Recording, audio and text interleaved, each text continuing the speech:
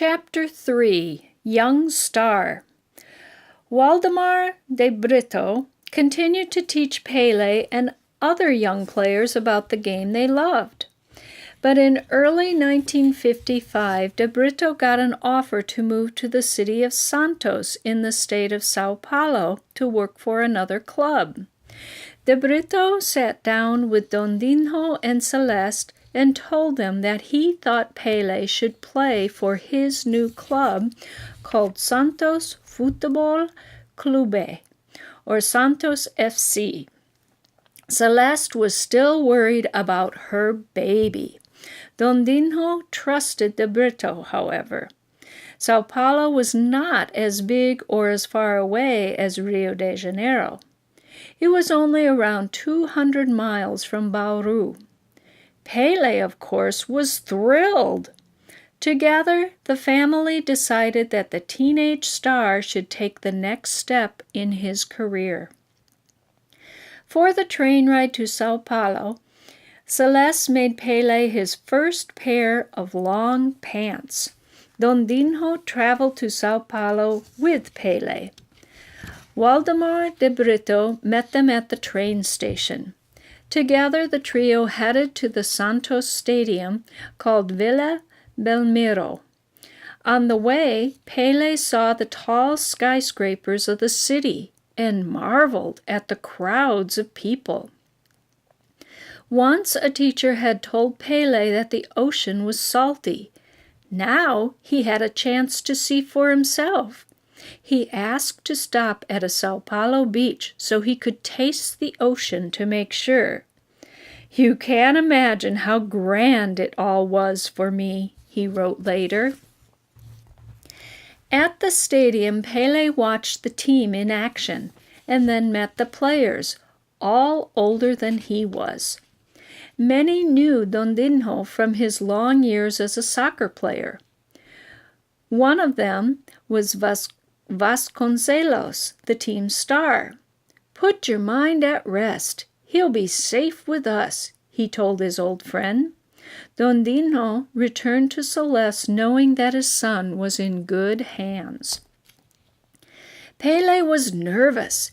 He was given a small room in a dormitory for single players. It was the first time Pele had lived apart from his family, and he was sad. He was also worried about whether he could play with the older, bigger players on the Santos team. He couldn't even call his mother, since the family did not have a telephone back in Bauru. "I was only 15, and suddenly I had to live with strange people in a strange place," he wrote later. "I was afraid of failing, but even more, I was afraid of the dark." After missing a penalty shot during a game, Pele tried to sneak back home to Bauru. He was homesick. He had lost his confidence. He was also afraid he would never grow big enough to play with the larger players.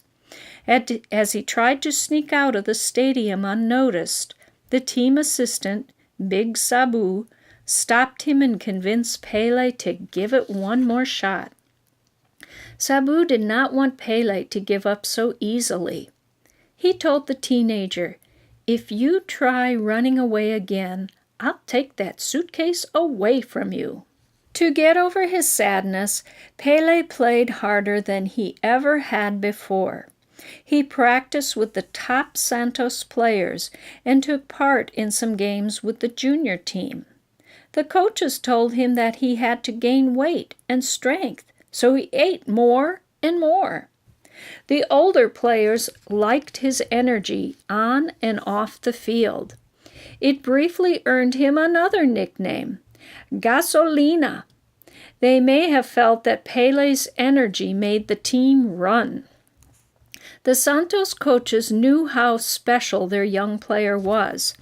In the summer of 1956, Pele got his first chance to play in a practice game with the senior team. Santos won 6-1, and Pele scored 4 goals. Soccer teams, club, and country. Around the world, pro soccer players can play for two different kinds of teams. Their main team is the professional club that pays them. An athlete can play for a club in any country. A player from Brazil, for example, can play in a pro league in Italy, Spain, Mexico, or elsewhere. There are dozens or hundreds of professional soccer clubs in some countries. The very best players can also take part in games with their country's national team. Each country has just one national team. Players are selected for this honor and then leave their pro clubs briefly to play for their national team. National teams take part in tournaments, such as for the championship of a continent or in the World Cup, which is played every 4 years. They also play one another in friendlies, which are practice games that are not part of a tournament. Later that year, on September 7th, a familiar date to Pelé, he scored his first goal for Santos in an official league game. Because Pelé's family still did not have a phone, it took a whole day for this big news to make it back to Bauru. Pelé continued splitting time with the junior and senior teams. Then the Santos star forward, Vasconcelos, broke his leg. Pelé replaced him as a regular member of the senior team in early 1957. Not long after, Pelé played his first game in the famous Maracanã Stadium in Rio de Janeiro and scored a hat trick, a term that describes when a player scores 3 goals in a single game.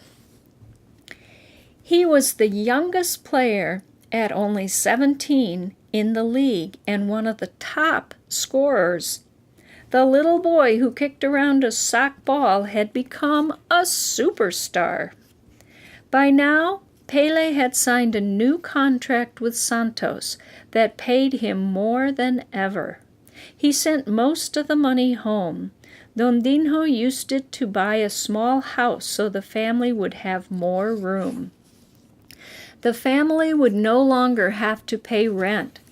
Over the next 2 seasons, Pelé became a key part of the Santos team, playing around the state of São Paulo and traveling to other parts of Brazil. By 1958, all of Brazil was looking forward to the World Cup, the international championship of soccer.